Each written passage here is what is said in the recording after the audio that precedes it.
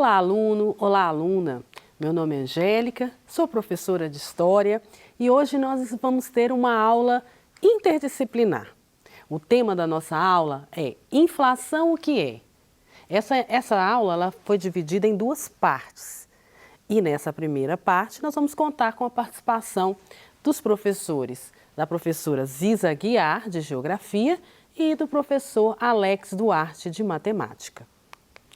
Na aula de hoje nós vamos trabalhar com a habilidade, elaborar hipóteses, selecionar evidências e compor argumentos relativos a processos políticos, econômicos, sociais, ambientais, culturais e epistemológicos, com base na sistematização de dados e informações de natureza qualitativa e quantitativa, expressões artísticas, textos filosóficos e sociológicos, documentos históricos, gráficos, mapas, tabelas e etc. Vejam que essa aula é uma aula extremamente importante, porque vamos tratar de um assunto muito atual e a partir da perspectiva, do olhar de duas áreas distintas aí, a área de ciências humanas e a área de exatas com a matemática. Na aula de hoje nós vamos compreender o que é inflação, identificar a inflação como parte da dinâmica econômica capitalista, diferenciar liberalismo de keynesianismo, destacar suas principais características, aprender a calcular a inflação através de modelos matemáticos e econômicos. Para você, o que é inflação?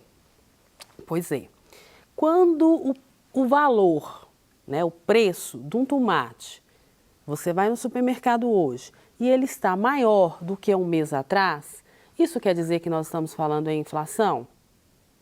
Não. Vejam bem, inflação requer um aumento generalizado, requer um aumento de diversos produtos e serviços. E aí é que está a questão.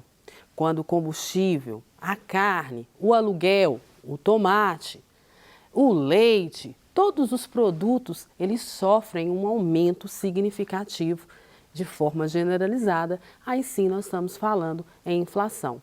Quando é um produto específico, nós podemos associar a uma questão de problemas com transporte ou a colheita, mas quando há um aumento significativo, generalizado de diversos produtos e serviços, nós estamos falando em inflação. Diante disso, a inflação é o aumento contínuo de preços de bens, produtos e serviços em determinado território durante um período, ao mesmo tempo em que os produtos se tornam mais caros, o poder de compra da moeda nacional diminui. Isso quer dizer, então, que a moeda ela vai perdendo o seu valor. O que eu comprava, a quantidade de produtos e a diversidade de produtos que eu adquiria a partir de uma moeda, quando a inflação ela está em crescente, em elevação, a gente percebe que essa moeda já não compra mais essa mesma quantidade de produtos. Isso é inflação e é um tema que nós estamos aí debatendo na atualidade. Por exemplo, em um país com inflação de 1% ao mês, um trabalhador compra uma cesta de produtos em um determinado mês e paga R$100.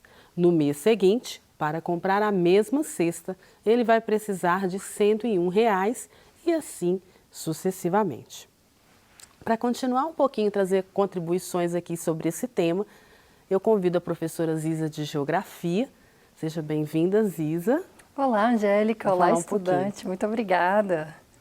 Fique à vontade. Obrigada. Então, dando continuidade a essa conversa sobre inflação, é importante a gente já pontuar.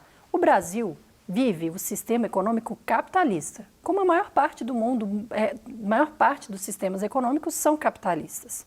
E em contraste, por exemplo, com sistemas comunistas, socialistas, Então, para a gente lembrar, se nós somos capitalistas, o que o capitalismo defende? O lucro, É o fato de você poder agregar mais valor a cada vez que você trabalhar, oferecer um serviço ou vender um produto, você obtém mais do que você tinha antes. E por isso mesmo, nós também temos o poder de acumulação de riqueza, É a possibilidade, então, e o desejo de que você precisa ter uma garantia para o futuro, já sabendo que o sistema capitalista tem a possibilidade da crise, ou então se você quer comprar algo que custe mais do que o seu salário ou a sua renda, você também precisa acumular essa riqueza pensando a longo prazo nos seus planos financeiros. Além disso, defesa da propriedade privada e dos meios de produção, que de novo entra em contraste com o comunismo, que é diferente. Por exemplo, eu vou ao cartório, eu registro quando eu tenho uma propriedade, seja uma fazenda, uma casa, um apartamento, né? Um bem que eu obtenho, eu tenho registro de que aquele carro é meu, né? Ou então a gente defende essa propriedade privada não como algo que qualquer um pode chegar e utilizar ou frequentar. Existem limitações de onde está o que é público e o que é privado. E o papel da concorrência e da existência do mercado, conforme a lei da oferta e demanda, que nós vamos aprofundar mais à frente. Mas então essa ideia de que essa concorrência, ela permite então que existam outras ofertas de serviços, de um mesmo serviço, diferentes pessoas ofertando esse mesmo serviço, né? Ou então você tendo a possibilidade de procurar modelos de um aparelho, de marcas diferentes. Isso faz parte também dessa ideia, então, dessa concorrência. E para isso, é também importante a gente lembrar que a economia é uma ciência que, tanto é que existem profissionais, os economistas, que se debruçam sobre essa temática e que a gente aqui, didaticamente, destaca duas correntes que são muito significativas para nós no sistema capitalista. Uma é o liberalismo econômico e a outra é a doutrina keynesiana. Já adiantamos que o liberalismo econômico, ele quer menos intervenção do Estado, menos presença de um Estado amparando o que deve ou não ser investido num sentido macroeconômico.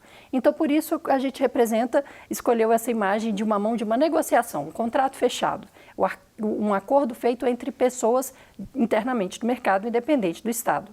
Outra, a gente coloca uma mão como se estivesse amparando. É igual a ideia de os pais ensinando uma criança a andar de bicicleta, você está próximo amparando para impedir que a queda seja pior, não é mesmo? Então, coloca então o keynesianismo como a presença de um Estado para amparar. E a gente percebe o Estado brasileiro, né, intervindo na economia dessa forma, né, de amparo, de assistência, para evitar, inclusive, que a inflação ela chegue, né, a situações em que já houveram, a gente vai falar isso mais para frente, em que já houveram questões muito importantes ali. Então, por isso a inflação, ela busca, o Estado busca se controlar, né, essa inflação aí. Isso, muitos artifícios econômicos, inclusive, para ter esse amparo, esse controle, subsídio para a economia. Então, a gente tem essa charge que a gente, volta por favor, nessa charge a gente vê, fala, basta a intervenção no Estado na economia, demandando essa intervenção do Estado para impedir uma crise. Outra é, basta a intervenção do Estado na economia, como se fosse uma coisa, claro, gente, é só isso que falta, né? Então, mostrando que também essas correntes econômicas, a gente tem que entender cada contexto. Desde a época que essas correntes surgiram, existia um contexto. A crise de 29 foi um contexto para o liberalismo. Atualmente, a gente vê diferentes países com diferentes posicionamentos. E assim que acontecem crises, a gente também tem que entender cada contexto.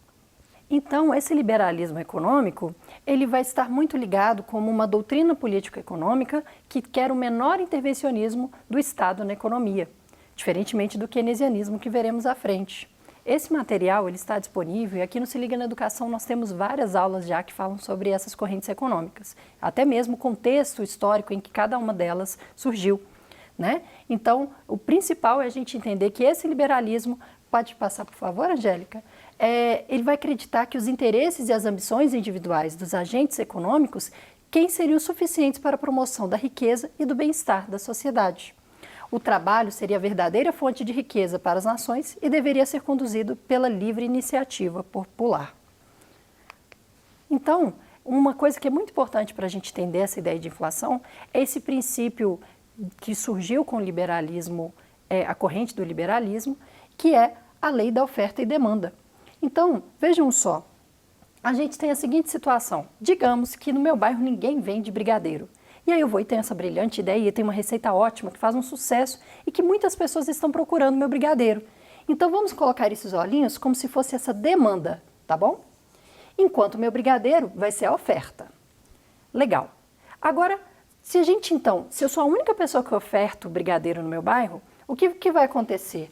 A demanda vai ser altíssima pelo meu brigadeiro. E o preço desse brigadeiro também ele vai poder ser até mais valorizado. Eu tenho esse poder, já que não tenho concorrente, as pessoas querem, então vou cobrar mais caro. E aí essa lei de oferta e demanda vai permitindo. Chega um ponto que eu não posso subir tanto que as pessoas falam, nossa, brigadeiro não vale tudo isso, vou tentar descobrir como que faz um brigadeiro, então vou em outro bairro comprar o brigadeiro. Agora, uma outra situação, a professora Angélica chega e fala, esse bairro só tem uma pessoa vendendo brigadeiro, tem mercado aqui, então eu também vou ofertar o meu brigadeiro. E aí, o que ela pode fazer? Ela vai acabar mudando, só apagar aqui, ela vai acabar mudando, por exemplo, a oferta de brigadeiro. Tendo mais brigadeiros em oferta nesse mercado, faz com que o preço, eu não tenho mais tanta liberdade para ofertar o preço que eu preferir. E essa demanda, ela vai acabar absorvendo. Chegando a um ponto que se eu e ela produzirmos muito mais brigadeiro do que a demanda, o que vai acontecer com esse preço?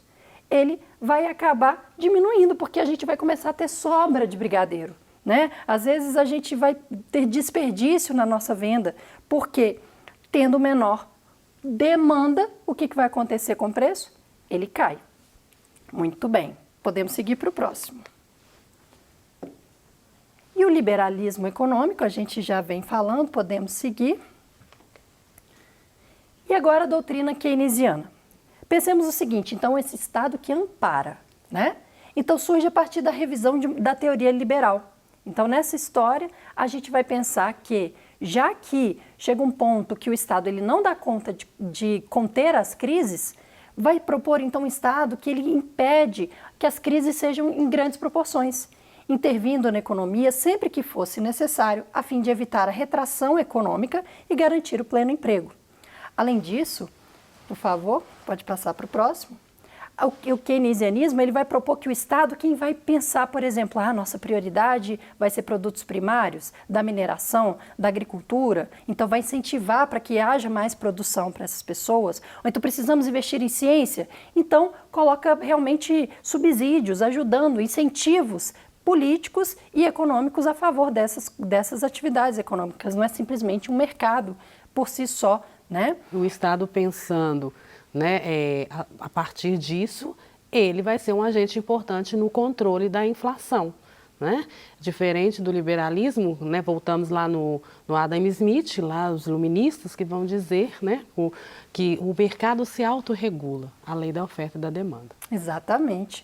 Então, e aí o fato do Estado, então, ele gerar, por exemplo, uma grande obra de infraestrutura, gera emprego. Então, essa foi uma das primeiras estratégias de John Keynes, a pessoa que propôs essa corrente econômica.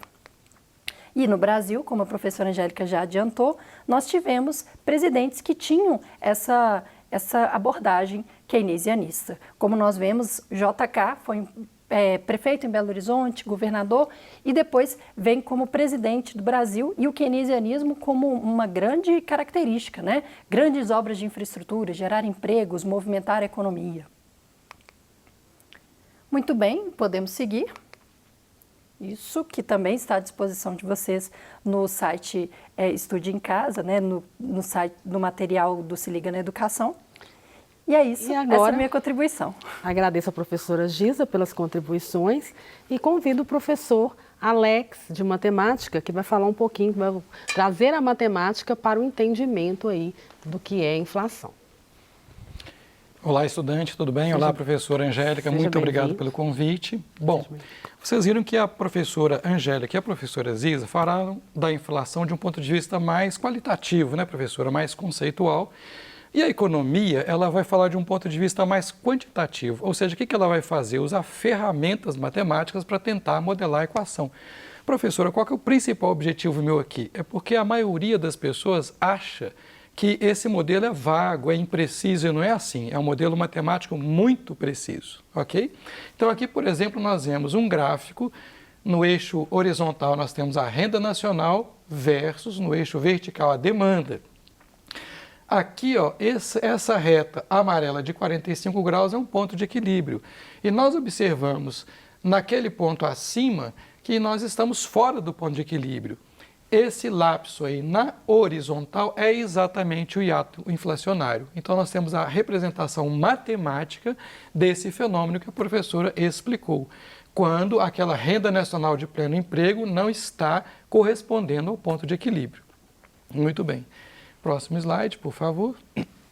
Segundo Keynes, o que acontece? A professora Ziza falou também, o nível de demanda aumenta. Atingindo um nível superior, o que vai acontecer? Vai haver esse hiato inflacionário. Próximo.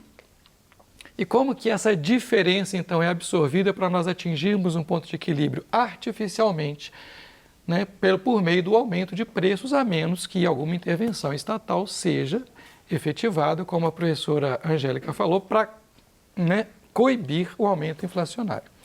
Nós temos aqui neste outro gráfico um outro modelo muito parecido, mas observem a diferença.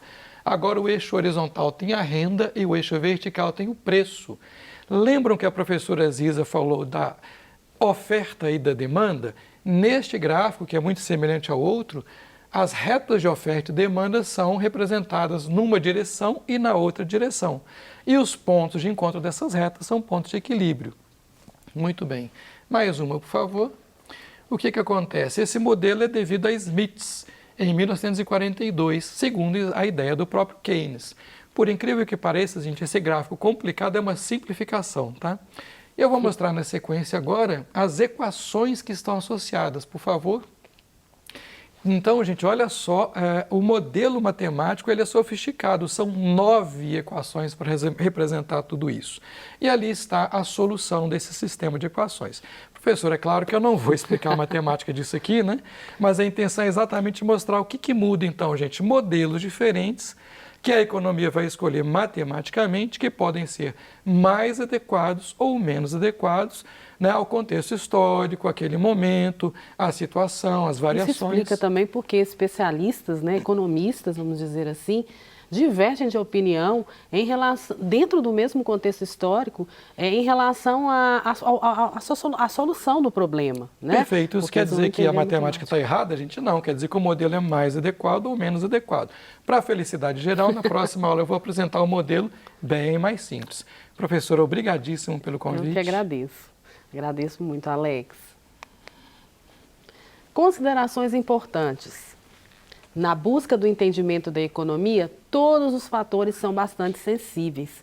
A cada mudança de contexto temporal e espacial, as variáveis revelam diferentes resultados para cada caso, que é o que o professor de matemática Alex vem trazendo para a gente aqui. E a Ziza também, ao afirmar que os contextos devem ser analisados, né?